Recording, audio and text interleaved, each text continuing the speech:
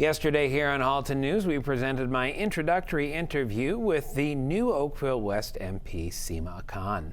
We got to know about her reason for entering the political realm and a bit about her background and career aspirations.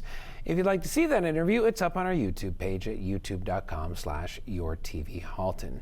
Today, we continue the conversation with MP Acan, but dive into a couple of hot-button issues here in Halton, one being the automobile sector, and in particular, the modification of the EV mandate. Now, before we air this, I do want to say this interview was taped previous to the current situation happening in Brampton at the Stelantis plant. But before we get there, I asked Sima Acan about her thoughts on the much discussed topic of bail reform.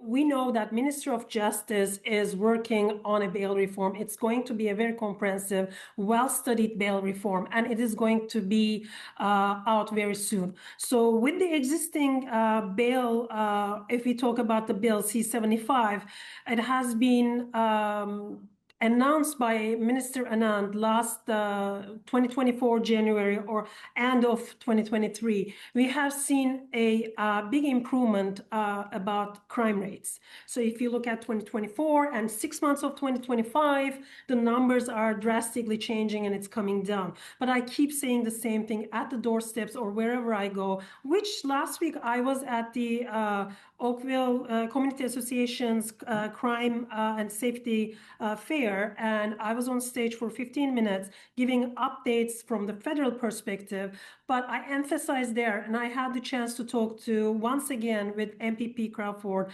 that the administration of the bills the bill is with the provincial government. So we need to understand the importance of the courts, importance of the training on JPs. So Justice of Peace is a big part of it. In Ontario, we need a better training on the JPs for sure. And again, I will repeat again, but the bail reform is coming. It's a comprehensive bill. It has been studied for months now. Instead of pushing American style, motions, which was also a failed motion, I am strongly supporting the bail reform that is coming, which is well studied. All right, we do look forward to that, and I've heard that from numerous officials now. It is multi-levels of government have to come together in order to make this work. Now, obviously, you did say you consider Oakville one, and I think everyone does. Oakville East, Oakville West, and one of the big issues also in Oakville has to do with automobiles. Naturally, the Ford plant is there. Just wanted to touch on before we go, electric vehicle sales targets, which were set to require 20% of vehicles sold in 2026 to be zero emission.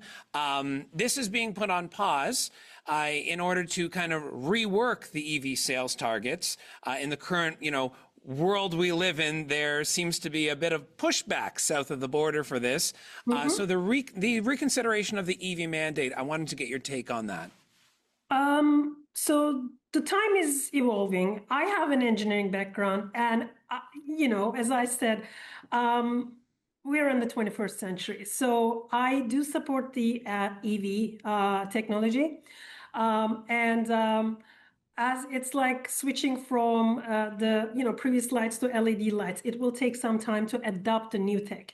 Having said that, I am a member of National Auto Caucus in the House of in the Chamber, and we are constantly working on the studies that can help the auto industry and what we can do for the auto industry, how we can keep the jobs in Canada, how we can make sure that Honda, Toyota, GM, you name it, any manufacturer, Ford, being in Oakville, how we can support all these manufacturers and in the field. So coming back to the mandate, Oakville is already ahead in EV sales. So in Oakville, the number is 14%, where we see that after the rebate was lifted, the EV sales dropped to 7% from 19% nationwide.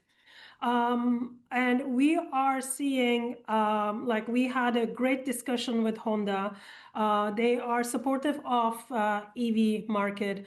But also we are looking for ways to extend the time or find a mutual benefit for everybody to keep the industry up to its speed and the labor at their place. Ford is in an ongoing construction and expansion. There will be a stamping facility there. They are bringing the heavy truck manufacturing there.